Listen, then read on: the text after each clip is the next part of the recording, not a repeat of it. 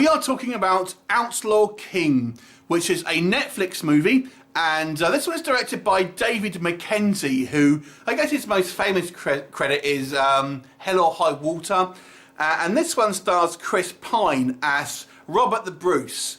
Now, this movie assumes you've seen the movie Braveheart, which we'll come on to, but essentially it follows the story of the outlaw Scottish king who defies the English and tries to kind of rally the Scottish people to defeat the English after the English have very generously offered to govern Scotland on the Scots' behalf, because they can't decide on a king necessarily due to legacy issues and stuff like that. So the ruling Scots basically decide they're going to do illegal stuff and rebel against the lawful English, who are simply there to try and govern Scotland, and then ultimately have a kind of rebellions, aka terrorism, against the ruling English king. So there you go, there's your plot.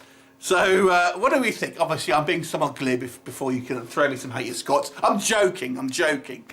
Anyway, so let's talk about Outlaw King. So very kind of like well-produced movie, especially considering it's made for Netflix. I've seen a lot of people say obviously this should have been a big screen kind of movie. I disagree. In actual fact, I think it is quite a well-made movie. There's no kind of getting around it. But to me, it doesn't really feel as epic as it could have done, and I feel this movie way relies on Braveheart too much. Now, interestingly enough, in 2019 there is actually another Robert the Bruce movie coming out, and this one is actually an official spin-off of Braveheart and stars the same guy who played Robert the Bruce in Braveheart. However, Netflix bit into the punch, and so there you go. Now, this movie is a very well-made film, there's no doubt about it. I'm a bit kind of like unsure whether I think Chris Pine is really well cast in this movie. I don't think he does a bad job. I don't think he's not quite as charismatic, for example, as Mel Gibson was in Braveheart. I just don't think he kind of has quite enough gravitas as Mel Gibson does, as this guy, as Robert the Bruce.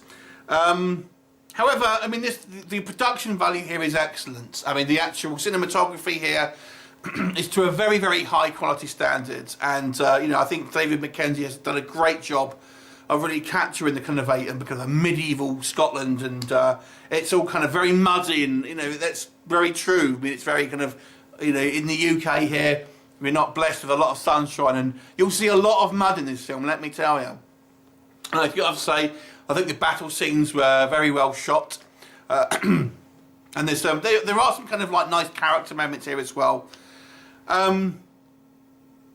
Like I said, I think this movie is a little bit reliant on Braveheart, because to me, one of the criticisms I have with this film is that I don't think it sets up why Robert the Bruce is rebelling quite as much. Now, if you've seen Braveheart, I feel you can get a better sense of that, but this film on its own doesn't do a good job of kind of really selling you the why William Wallace was important. So if you just take this film and you forget about, you've never seen Braveheart, I don't know if this movie does a good enough job of setting it up. I mean, we're told that obviously there's kind of like, the Scottish lords and everything, they've all kind of like fallen in line, but this Robert the Bruce is the one that doesn't, and this is sparked off by William Wallace's death, but we never really establish who William Wallace is in this film.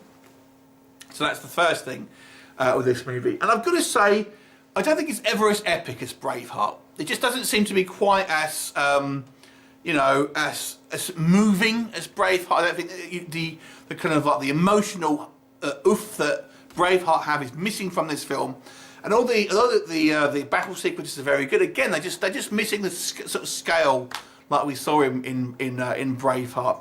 Now this might sound like I'm being harsh, but this is a very good film. I'm not, you will enjoy this film if you like well-made historical action drama, whatever you want to call it, because it is well made. It's a very tight script. I think it does some good character work here. I really enjoyed a lot of the kind of the supporting characters here. I thought they were all kind of quite fleshed out.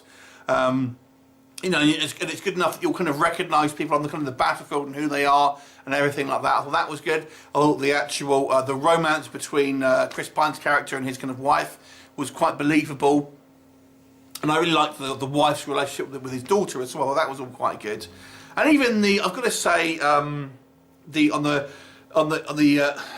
English side of stuff, without kind of giving away spoilers if you've not seen this, there is kind of like ultimately you have a king and a prince, and it's got Stannis Baratheon. There's actually quite a lot of Game of Thrones in here. Is your king initially, and I thought he was great, but I wasn't so keen on the guy who plays the prince and ultimately the successor to the throne.